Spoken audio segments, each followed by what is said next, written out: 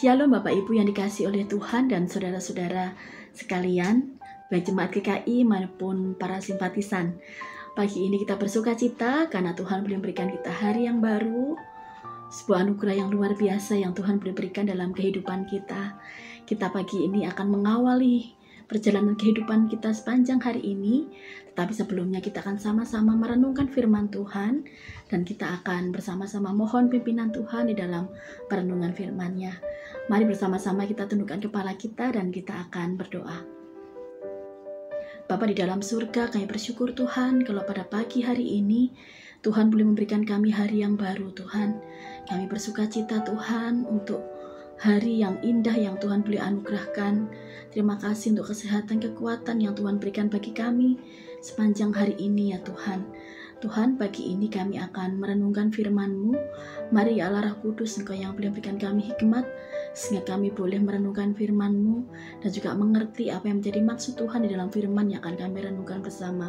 Berikan kami hati seorang murid Tuhan, sehingga sungguh Tuhan pagi ini kami boleh menjalani hari kami dengan penuh sukacita, dengan penuh semangat, karena Engkau Allah yang terus boleh menguatkan setiap kami.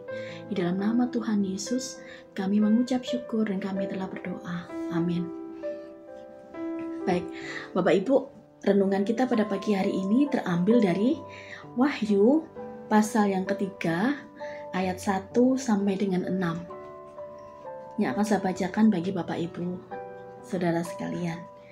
Kepada jemaat di Sardis, dan tuliskanlah kepada malaikat jemaat di Sardis, inilah firman Dia yang memiliki ketujuh roh Allah dan ketujuh bintang itu. Aku tahu segala pekerjaanmu. Engkau dikatakan hidup, padahal engkau mati. Bangunlah dan kuatkanlah apa yang masih tinggal, yang sudah hampir mati. Sebab tidak satu pun dari pekerjaanmu aku dapati sempurna di hadapan Allahku. Karena itu ingatlah bagaimana engkau telah menerima dan mendengarnya. Turutilah itu dan bertobatlah, karena jikalau engkau tidak berjaga-jaga, aku akan datang seperti pencuri, dan engkau tidak tahu pada waktu manakah aku tiba datang kepadamu. Tetapi di Sardis ada beberapa orang yang tidak mencemarkan pakaiannya. Mereka akan berjalan dengan aku dalam pakaian putih, karena mereka adalah layak untuk itu. Barang siapa menang, ia akan dikenakan pakaian putih yang demikian. Aku tidak akan menghapus namanya dari kitab kehidupan, melainkan aku akan mengaku namanya di hadapan Bapa-Ku dan di hadapan para malaikatnya. Siapa bertelinga, hendaklah mendengarkan apa yang dikatakan Roh kepada jemaat-jemaat. Sedemikian jauh pembacaan firman Tuhan, biar kita tidak hanya membaca dan merenungkan, tetapi kita boleh melakukan dalam kehidupan kita sehari-hari. Bapak, Ibu, dan saudara sekalian, kita bisa melihat pada pagi ini dalam renungan yang kita boleh baca, bahwa Tuhan memberikan teguran yang sangat keras bagi jemaat di Sardis. Bahkan dikatakan, engkau dikatakan hidup padahal engkau mati. Kenapa Bapak Ibu Tuhan harus berkata demikian? Teguran yang sangat keras yang bahkan dikatakan bukan hal yang sepele Bapak Ibu. Karena Tuhan melihat kehidupan rohani jemaat di Sardis mulai mandek. Mereka mulai imannya mulai redup. Itu yang membuat Tuhan mengatakan bahwa mereka tampak seperti mayat hidup Bapak Ibu. Mereka hidup secara fisik tetapi roh mereka mulai mati. Itu yang membuat mereka dikatakan engkau hidup padahal engkau mati. Nah Bapak Ibu, satu teguran yang tidak main-main. Bapak Ibu, pagi ini kita boleh mengkoreksi kehidupan kita. Apakah kita juga bagian sama seperti jemaat di Sardis? Mari Bapak Ibu kita boleh mengkoreksi kehidupan kita. Ada sebuah perjalanan Bapak Ibu dari seorang hamba Tuhan yang dia kembali ke kampung halamannya. Setelah 14 tahun dia pergi dari kampung halamannya untuk pelayanan, dan kemudian Bapak Ibu dia kembali lagi ke kota asalnya di Belanda Bapak Ibu. Di situ dia melihat ada sebuah kota di Belanda yang adalah tempat kampung halamannya. Dia melihat bangunannya ada banyak hal yang tidak berubah. Dan saat dia mengunjungi sekolahnya juga tidak banyak hal yang berubah. Jalanan-jalanan juga tidak banyak berubah. Tetapi satu hal yang membuat dia miris Bapak Ibu, ketika dia melihat bangunan gereja tempat dia pernah bertumbuh di sana itu juga tetap tidak banyak berubah. Bangku-bangkunya juga sama, pianonya sama, Bukan itu yang menjadi permasalahan Bapak Ibu. Yang menjadi permasalahan adalah ketika dia menyaksikan bahwa pertumbuhan rohani di tengah jemaat di kota asalnya ini sama seperti dulu. Tidak ada sebuah pertumbuhan yang signifikan. Bahkan jumlah jemaat dari gereja tersebut tidak banyak pertambahan. Bapak Ibu, itu yang membuat dia menjadi miris, seperti halnya jemaat di Sardis Bapak Ibu. Ada sebuah kematian rohani di tengah jemaat, di gereja-gereja. Bagaimana dengan GKI Kediri? Bagaimana dengan diri kita Bapak Ibu?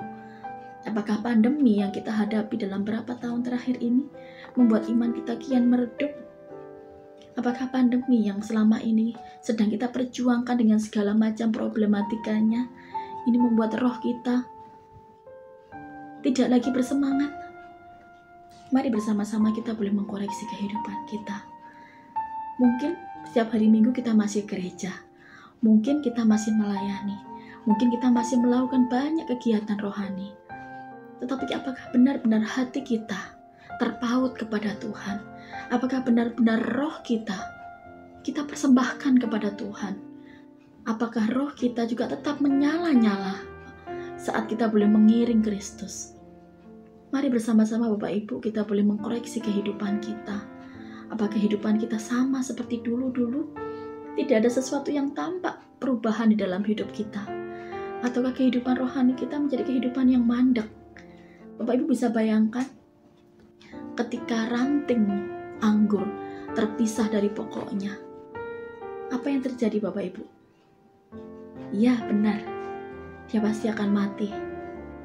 Tidak hanya mati, dia menjadi kering. Dan ketika pemilik taman anggur ini, apa yang dia lakukan? Dia akan membuang Bapak Ibu ranting-ranting yang kering dan mati ini.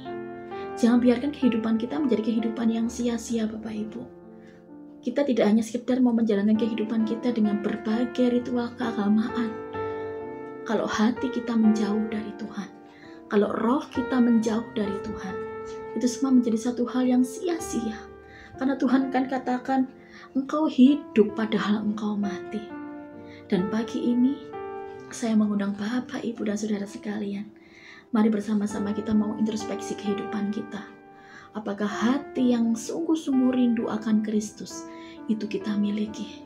Apakah hati yang menggebu-gebu untuk terus mengiring Dia? Apakah masih kita miliki?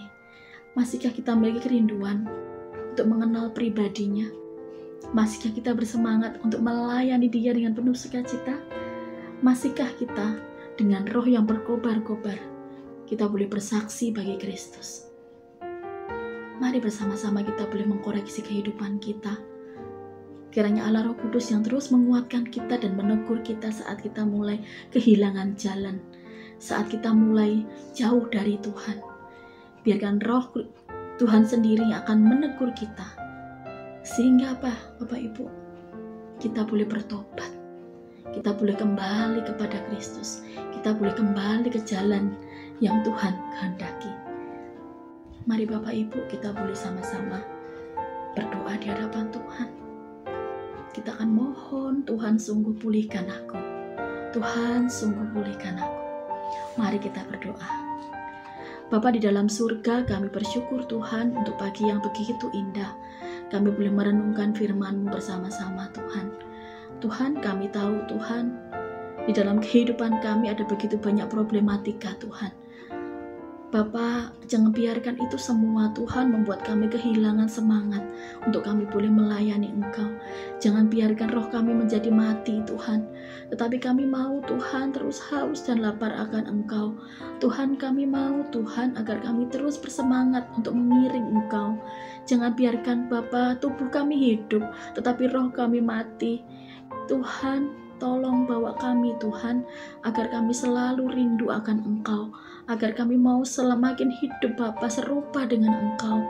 Mari ya Allah, kalau mungkin ada di antara kami Tuhan dan para jemaat-Mu Tuhan yang mulai merasakan kehidupan rohani yang hampa, kehidupan rohani yang kosong, kehidupan rohani yang mulai mati.